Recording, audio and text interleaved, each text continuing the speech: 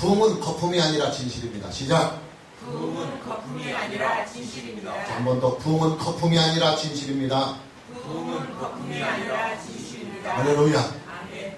오늘 우리가 만나고 있는 본문의 말씀은 예수님께서 힘쓰고 애를 쓰며 가꾸었던 3년 동안의 복음 사역에 대한 산술적인 평가입니다. 예수님께서 3년 동안 하나님의 구속의 사역을 위해서 올인해서 얻은 열매가 숫자적으로 과연 얼마 정도가 됐을 것인가 하는 기록입니다. 본문 37절에 보면 이렇게 많은 표적을 그들 앞에서 행하셨으나 3년 동안 예수님께서 많은 기적과 표적과 이적을 행하시면서 열심히 복음을 전도하였으나 그를 믿지 아니하니 소수의 인원을 제외하고는 유대인 사회 전체가 다 예수님을 믿지 않았다고 기록하고 있습니다. 다시 42절 말씀을 보면 그러나 관리 중에도 그를 믿는 자가 많되 바리새인들 때문에 드러나게 말하지 못하니 이는 출교를 당할까 두려워함이라. 유대교의 관리 중에는 예수님을 믿는 사람들이 좀 있었었는데 안타깝게도 그들은 자기들이 예수님을 믿는 일에 대하여 사람들에게 드러내지 못하고 사람들 눈치를 살피면서 믿는 둥 마는 둥 하는 태도를 보였더라 하는 것입니다. 산술적인 면에서만 보면 상당히 부정적인 면이 없지 않은 것처럼 보여집니다. 그럼 도대체 몇 명 정도가 예수님을 믿었을까요? 이 문제에 대한 열쇠는 우리가 고린도전서 15장과 사도행전 1장을 통해서 찾아볼 수가 있습니다. 먼저 참고 구절 고린도전서 15장 6절 말씀입니다. 그 후에 500여 형제에게 일시에 보이셨으니 그들 중에 지금까지 대다수는 살아있고 어떤 사람은 잠들었다.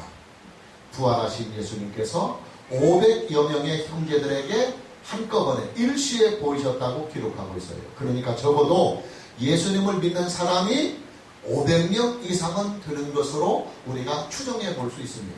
그리고 다시 사도행전 1장 12절에서 15절 참고주의 말씀을 다시 봅니다. 제자들이 감람원이라는 산으로부터 예루살렘에 돌아오니 이 산은 예루살렘에서 가까워 안식일에 가기 알맞은 길이라. 들어가 그들이 유하는 다락방으로 올라가니 베드로, 요한, 야고보, 안드레와 빌립, 도마와 바돌로메, 마테오와 및 알페오 아들 야고보, 세루된 시몬, 야고보의 아들 유다가 다 거기 있어 여자들과 예수의 어머니 마리아와 예수의 아우들과 더불어 마음을 같이하여 오로지 기도에 힘쓰더라. 모인 무리의 수가 약 120명이나 되더라. 이 말씀을 보면 예수님이 승천하신 후에 제자들이 다락방에 모여 함께 오로지 기도에 힘을 쓰며 예수님께서 약속하신 성령을 기다리고 있는데 그곳에 모인 예수 믿는 사람들의 숫자가 약 120명 정도 됐다고 기록하고 있습니다. 이 120여 명의 제자들에게 성령이 임하여서 그들이 결국 초대교회의 멤버들이 되었고 초대교회의 시작이 되고 있었습니다. 자, 이런 기독도를 보면 최후까지 믿음을 지켰던 사람들은 약 한 120명 정도였던 것으로 추정해 볼 수 있습니다. 이 120여 명의 예수 믿었던 사람들, 예수 믿는 제자들을 그룹별로 살펴보면 첫 번째 그룹은 예수님의 12제자들 그룹이 있을 것입니다.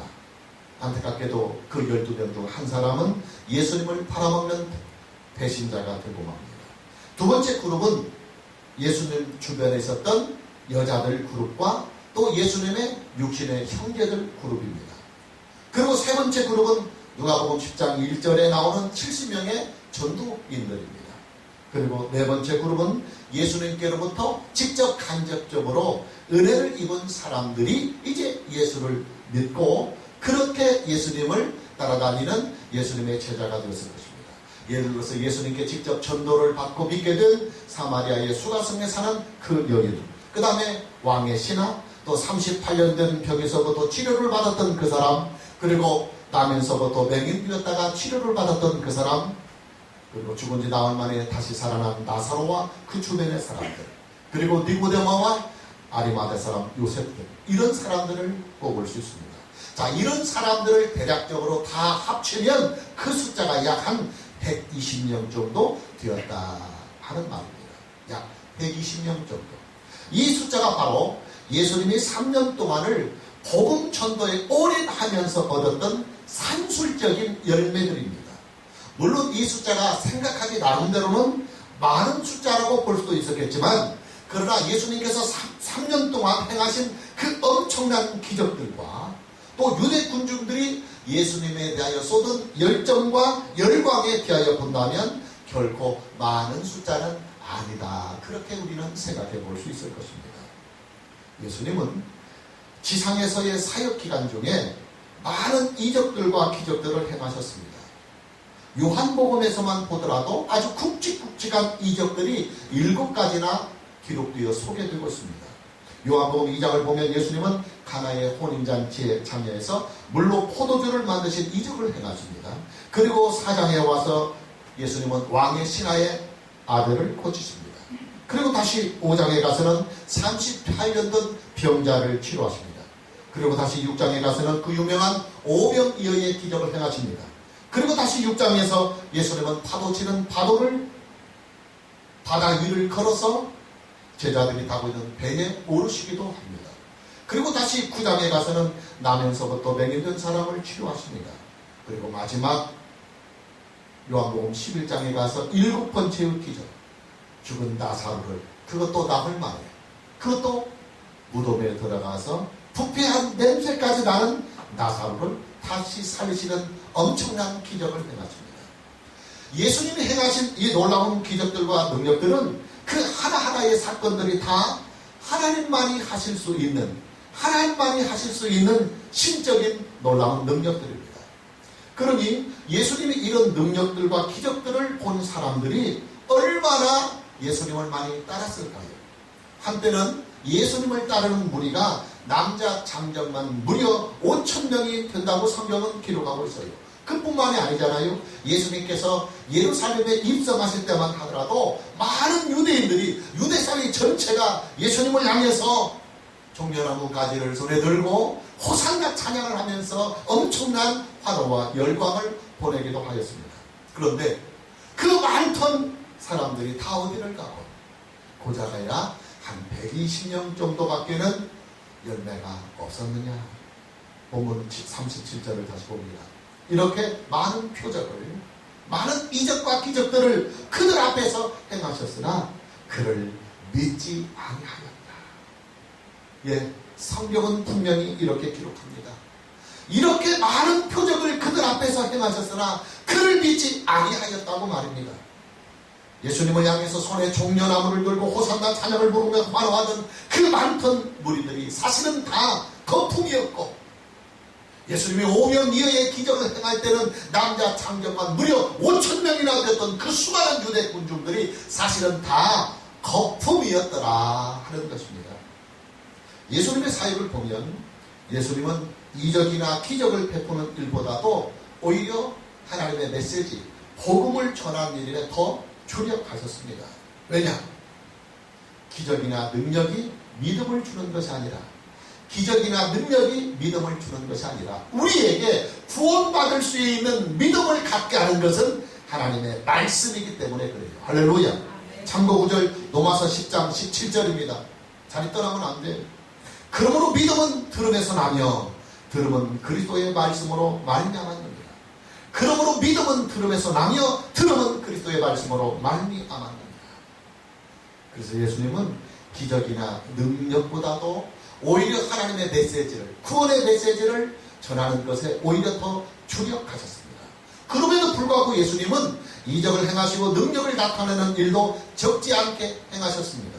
왜 그러셨느냐? 두 가지 이유 때문입니다. 첫째 이유는 예수님이 하나님의 아들이요 하나님께서 보내신 그리스도라고 하는 사실을 그 능력을 통해서 스스로 증명하기 위하여 많은 기적들을 행하셨습니다. 여러분 한번 보십시오. 예수님께서 행하신 기적이나 능력들은 모두가 다 그 하나하나의 사건들이 하나님만이 하실 수 있는 신적인 일들이었습니다.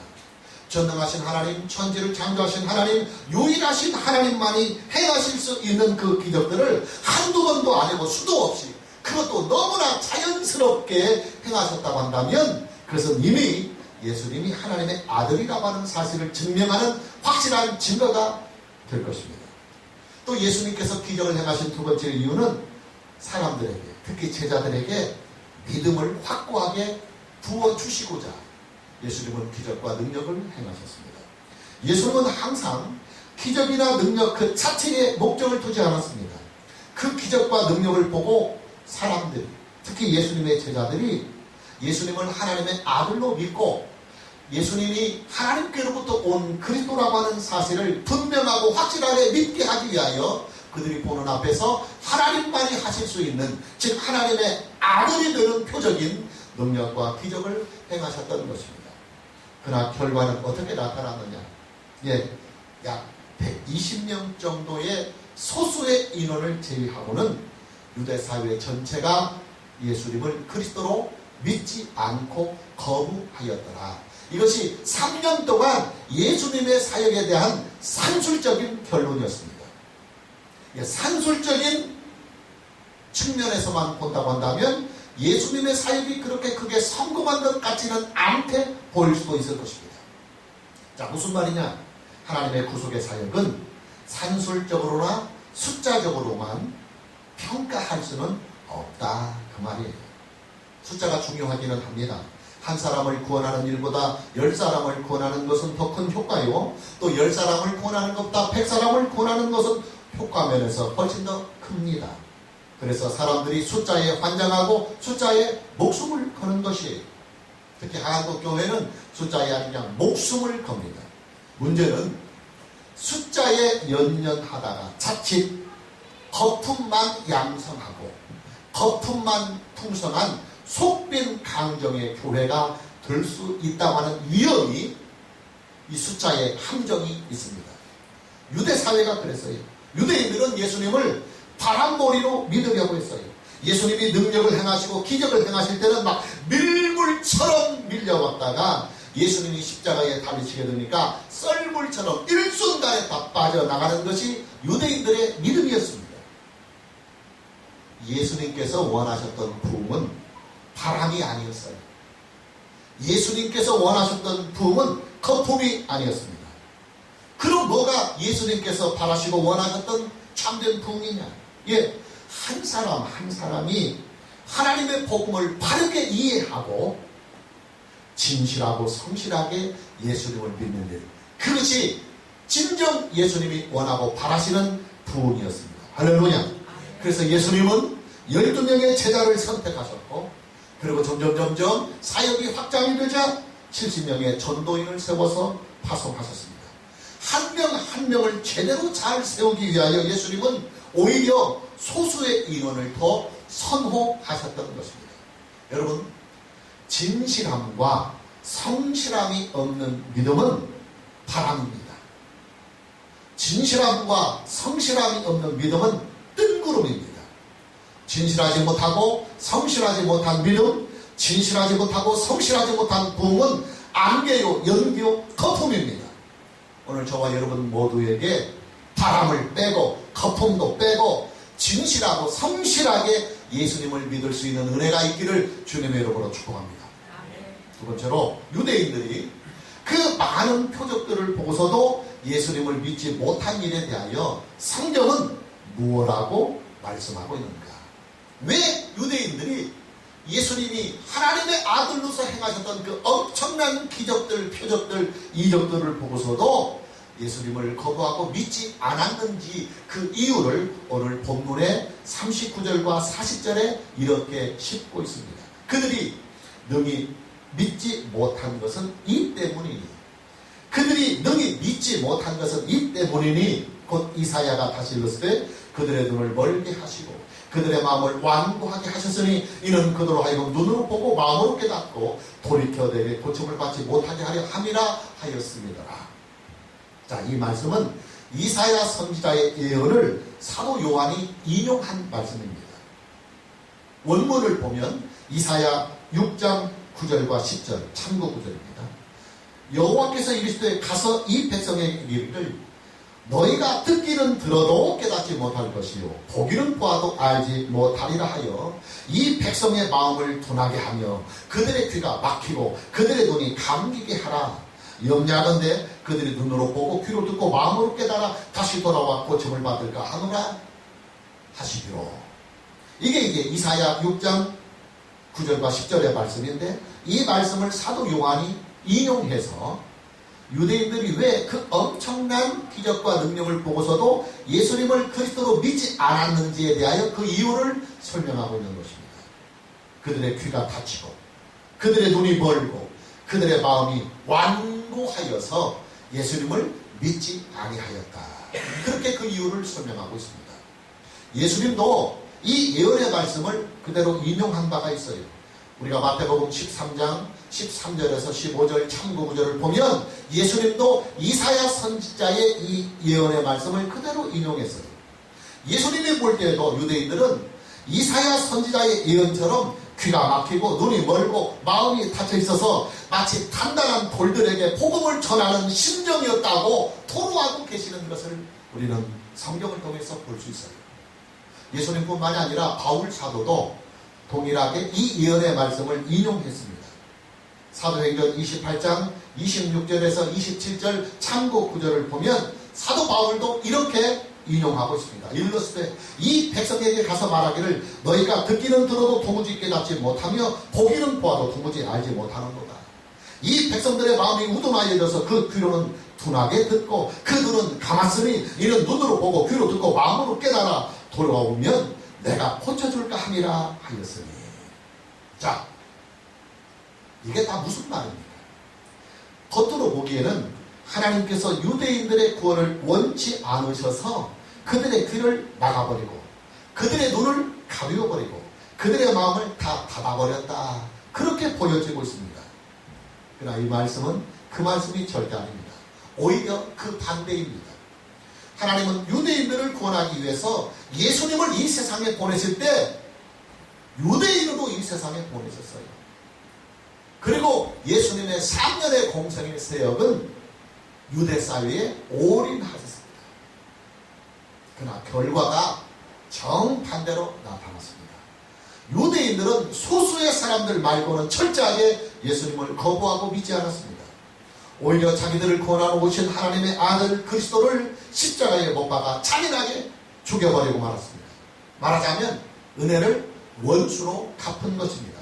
자, 그런 참담한 결과를 보면서 또 그런 참담한 결과를 이사야 선지자가 내다보며 예언하면서 청함은 받았으나 택함은 받지 못한 유대인들을 향해서 왜 그들이 눈이 감기고 귀가 감기고 마음이 닫혔느냐? 그들의 교만 때문이다. 또 그들의 무례함 때문이다. 그리고 그들의 똥꼬집 때문이다. 그래서 예수 그리스도를 믿지 않은 유대인 사회를 이 말씀을 가지고 호되게 그들의 교만을 꾸짖고 그들의 무례함을 꾸짖고 그들의 빗나간 똥꼬집을 꾸짖고 있는 것입니다. 그래요 여러분, 사람의 힘대로 사람의 뜻대로 안 되는 게 믿음이에요. 쉬운 것 같으면서도 어려운 게 믿음입니다. 단순한 것 같은데도 알면 알수록 더 복잡한 게 믿음입니다. 사람의 지식이나 사람의 학문이나 도덕적인 성향으로도 잘 안 되는 것이 믿음입니다. 눈으로 보아도 믿지를 못하는 것이 믿음입니다. 귀로 들어도 믿지를 못하는 것이 믿음입니다. 교회 공동체에 오랫동안 속해 있음에도 불구하고 잘 믿어지지 않는 것이 믿음입니다. 수십 년을 교회에 다녀도 도무지 들어오지 않는 것이 믿음입니다.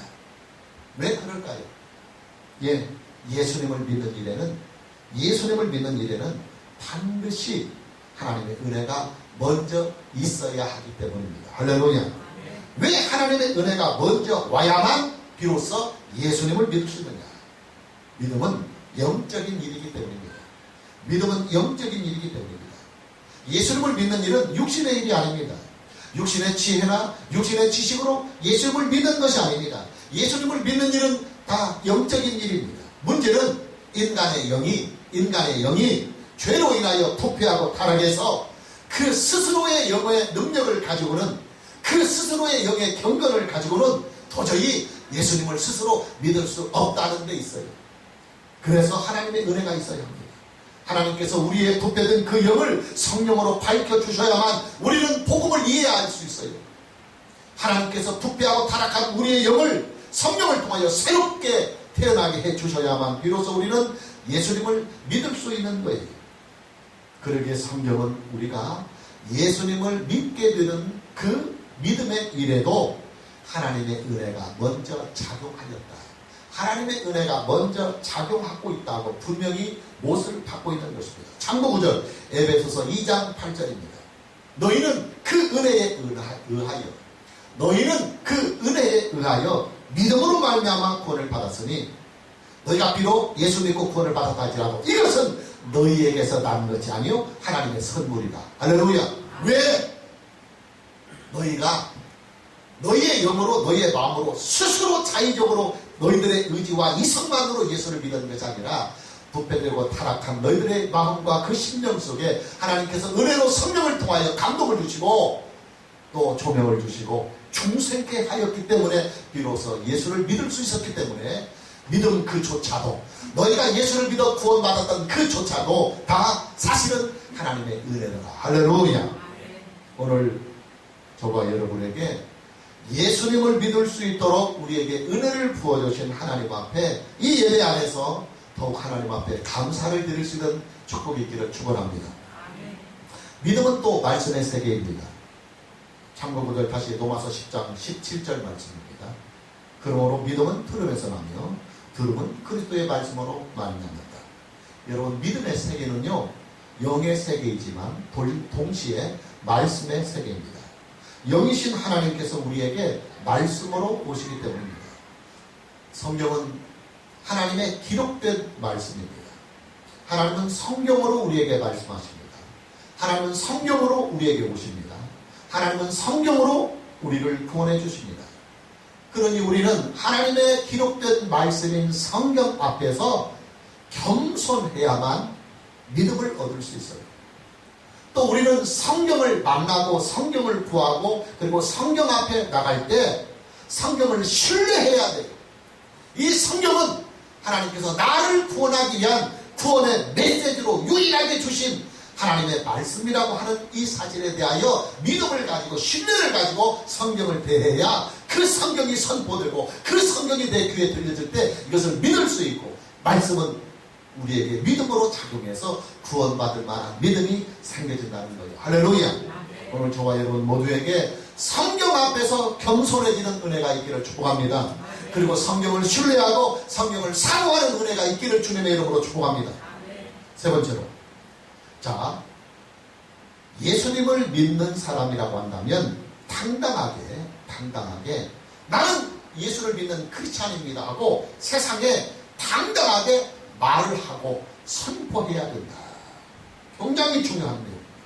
본문 42절입니다. 그러나 관리 중에도 그를 믿는 자가 많되 바리새인들 때문에 드러나게 말하지 못합니다. 나 예수 믿는 사람이다 하고 사람들 앞에 드러내지 못했다 그 말이요. 왜 그랬느냐? 이는 출교를 당할까 두려워했기 때문이다. 예수님을 믿는 사람들 중에는 유대교에 고관리들이 있었습니다. 그러나 안타까운 사실은 그들이 자기들이 예수님을 믿는 일에 대하여 숨기고 있었다 그 말이에요. 왜 그들이 예수님을 믿는 그들의 믿음을 숨기면서 믿었느냐? 유대교에서 출교를 할까봐 두려워했다. 또 43절 말씀을 보면 그들은 사람의 영광을 하나님의 영광보다 더 사랑하였다.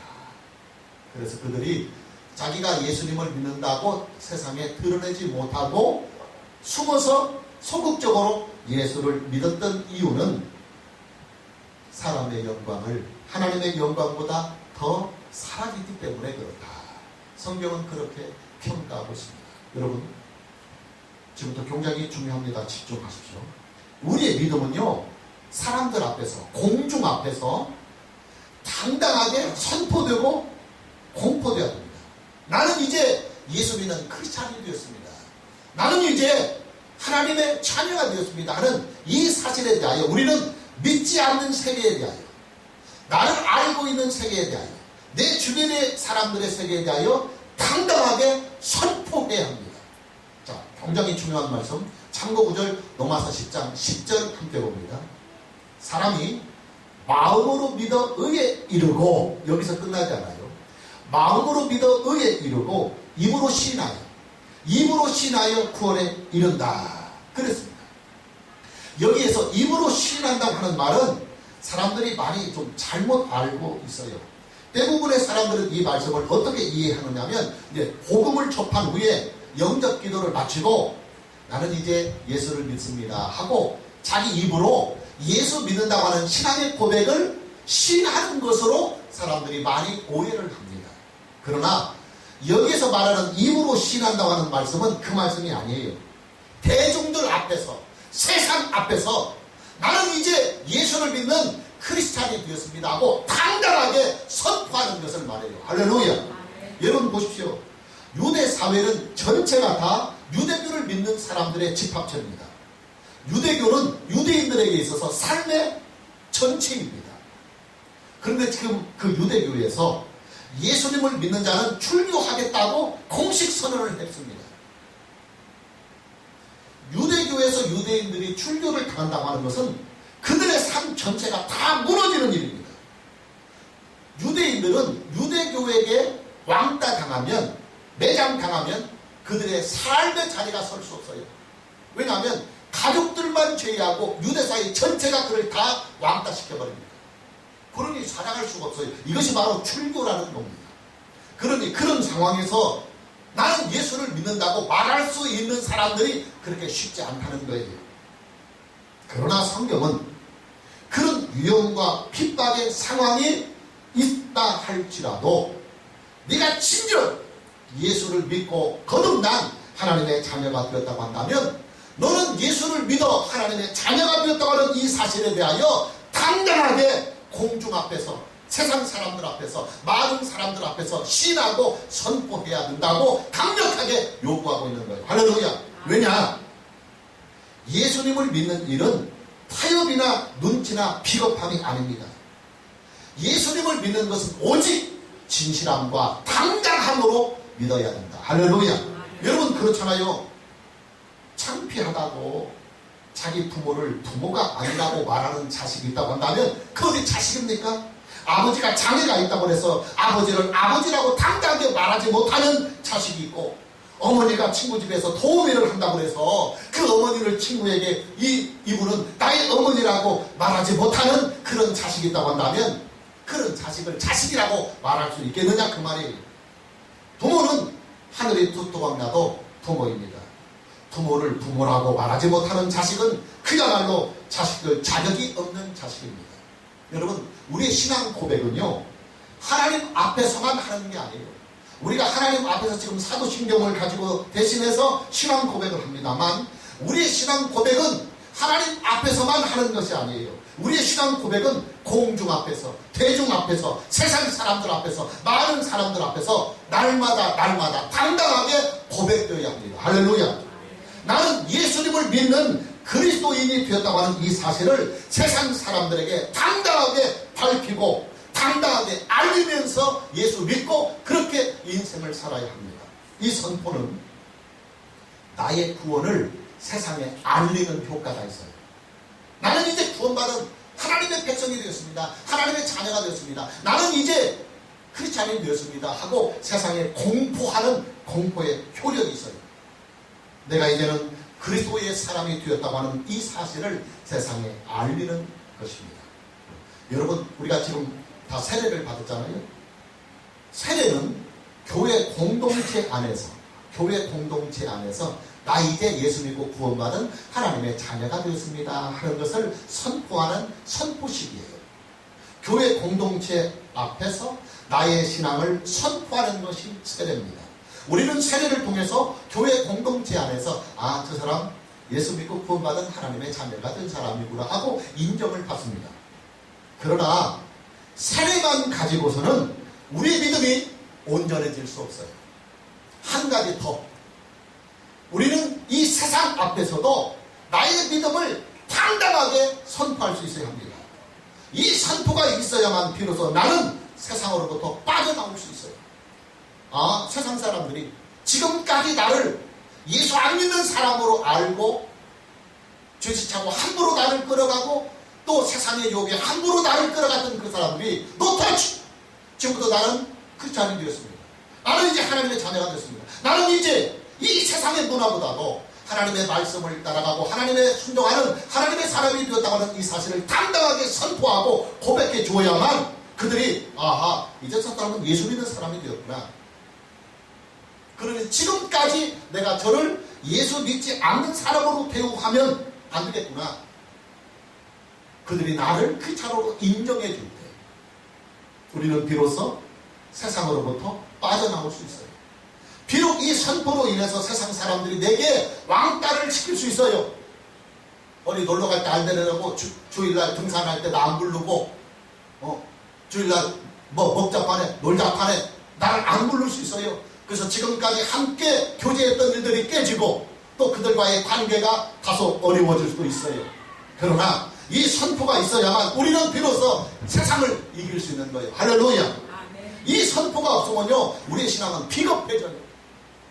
이 선포가 없으면 우리의 신앙은 타협으로 일관합니다. 오늘 본문에 나오는 예수 믿는 관리들처럼 말입니다. 요즘 우리들 주변에서 보면 아주 어정쩡하게 예수 믿는 사람들이 참 많이 있어요.